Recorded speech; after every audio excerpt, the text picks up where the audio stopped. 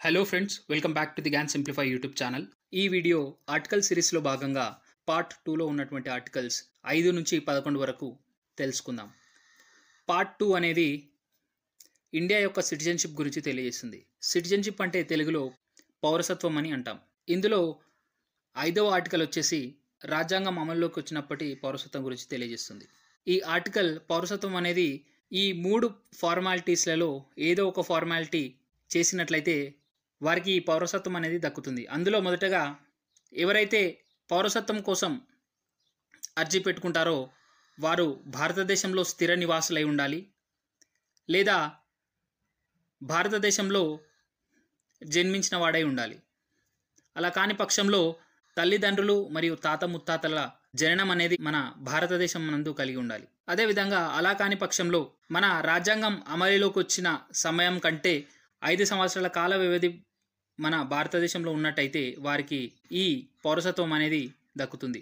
రాజ్యాంగం అమల్లోకి వచ్చిన సమయం చూసినట్టయితే 26 జనవరి 1950. 1950 కంటే ముందు 5 సంవత్సరాల కాలం పాటు భారతదేశంలో నివసించినట్లయితే వారికి ఈ పౌరసత్వం అనేది లభిస్తుంది. నెక్స్ట్ ఆర్టికల్ 6 చూసినట్టయితే పాకిస్తాన్ నుండి భారతదేశానికి వలస వచ్చిన వారి పౌరసత్వం గురించి తెలియజేస్తుంది.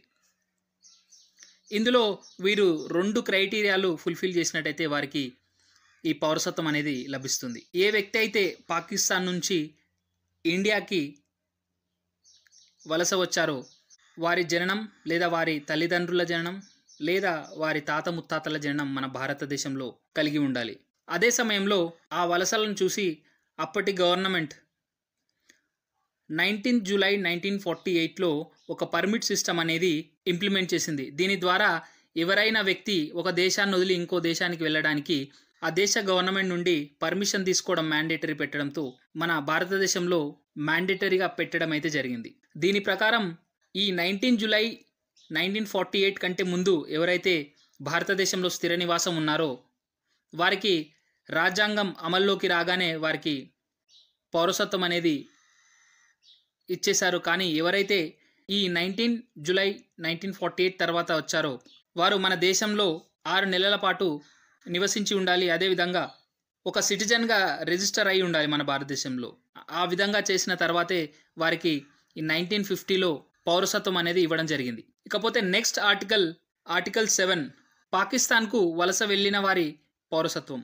పాకిస్తాన్కు వలస వెళ్ళిన వారి పౌరసత్వం ఎవరైతే 1 మార్చ్ 1947 తర్వాత పాకిస్తాన్కు వెళ్ళారో అలా వెళ్ళిన వ్యక్తులు మళ్ళీ ఇండియాకి వచ్చి ఇండియా యొక్క పౌరసత్వం కోరాలంటే వారు 6 నెలల సమయం భారతదేశంలో నివసించాలి. అదేవిధంగా భారతదేశంలో తన ఒక సిటిజన్ అని రిజిస్టర్ కూడా చేసుకోవాలి.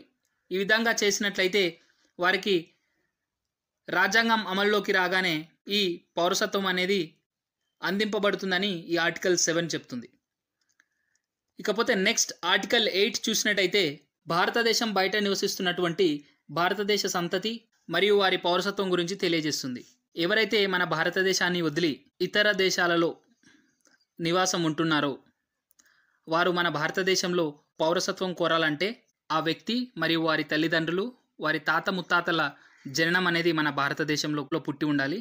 అదేవిధంగా ఏ దేశంలో అయితే వారు నివసిస్తున్నారో ఆ దేశంలో ఉన్నటువంటి ఇండియన్ డిప్లొమాటిక్ ఆఫీస్లో తనను ఒక భారతదేశ పౌరునిగా రిజిస్టర్ చేసుకోవాలి. ఈ ఇండియన్ డిప్లొమాటిక్ ఆఫీస్ అనేది మన భారతదేశంతో రాయబారం ఉన్న ప్రతి ఒక్క దేశంలో మన ఇండియన్ ఎంబసీ ఉంటుంది. ఈ ఇండియన్ ఎంబసీలోనే ఇది ఒక భాగంగా మనం చెప్పుకోవచ్చు.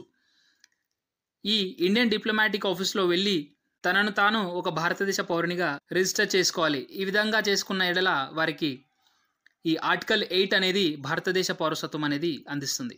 నెక్స్ట్ ఆర్టికల్ 9 చూసినట్టయితే ఏ వ్యక్తి అయితే ఇతర దేశాల పౌరసత్వాన్ని తమ ఇష్టపూర్తిగా స్వీకరిస్తారో వారు ఆ దేశ పౌరసత్వాన్ని స్వీకరించిన ఎడల మన భారతదేశ పౌరసత్వాన్ని అనేది కోల్పోతారు. ఎందుకంటే మన భారతదేశం అనేది సింగిల్ సిటిజన్షిప్ అనేది ప్రొవైడ్ చేస్తుంది. అంటే భారతదేశానికి సంబంధించిన వ్యక్తులు ఒకే సిటిజన్షిప్ని కలిగి ఉండాలని చెప్పేసి మన ఈ 9th ఆర్టికల్ అనేది తెలియజేస్తుంది. ఫర్ ఎగ్జాంపుల్ డ్యూయల్ సిటిజన్షిప్ కలిగి ఉన్నటువంటి దేశాలు చూసినట్టయితే యునైటెడ్ స్టేట్స్ ఆఫ్ అమెరికాగా చెప్పుకోవచ్చు. ఈ అమెరికాలో డ్యూయల్ సిటిజన్షిప్ అంటే 2 దేశాలలో పౌరసత్వం కలిగి ఉండే అధికారం అమెరికా యొక్క కాన్స్టిట్యూషన్ అనేది వారి దేశ ప్రజలకైతే అందిస్తుంది. నెక్స్ట్ ఆర్టికల్ చూసినట్టయితే ఆర్టికల్ 10 పౌరసత్వ హక్కులు.